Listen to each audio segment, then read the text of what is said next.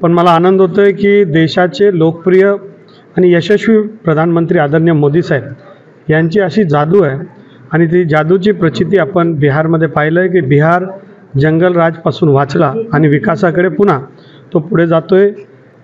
एक record break विजयश्री हे माननीय मोदी साहेब, अमित शाह साहेब, आमचे राष्ट्रीय अध्यक्ष या सगळ्यांच्या प्रयत्नामुळे हे आमच्याकडे हे अभूतपूर्व यश मिळालं आहे। आणि आपण पाहिलं की देशामध्ये काश्मीरपासून तर कन्याकुमारीपर्यंत आणि गुजरातपासून तर आसामपर्यंत भारतीय जनता पार्टी याचा विजयचा घौडदौड हे चालू है।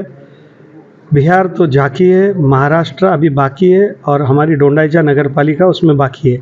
अशा प्रकारचं एक मी म्हटलं तर अतिशयोक्ती होणार नाही। धुळे नंदुरबार जिल्हा हा कधी काळी काँग्रेसचा बालेकिल्ला होता, आज त्याचं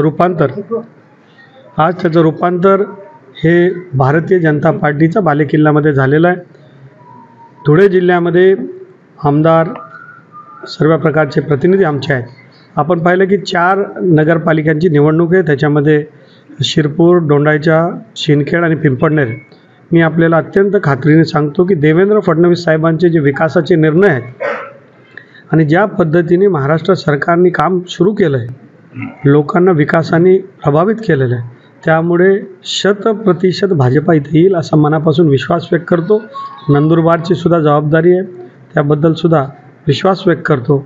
आणि ही कोणी व्यक्तीची नाही तर सामान्य जनतेने ठरवलं आहे की विकास जो करेल, सामान्यांचं हित जो पक्ष पाहिल, भारतीय जनता पार्टी आणि मित्रपक्ष आमचे जे आहेत महायुती यांच्या माध्यमातून मोठं काम होते आणि म्हणून अभूतपूर्व यश या महाराष्ट्रामध्ये मिळणार। इतकंच नाही तर दोंडाईच्यापासून तर मुंबईपर्यंत दोंडाईच्यावरही नगरपालिकेवर भारतीय जनता पार्टीचा भगवा फडकेल आणि मुंबईवर सुद्धा महायुतीचाच भगवा फडकेल।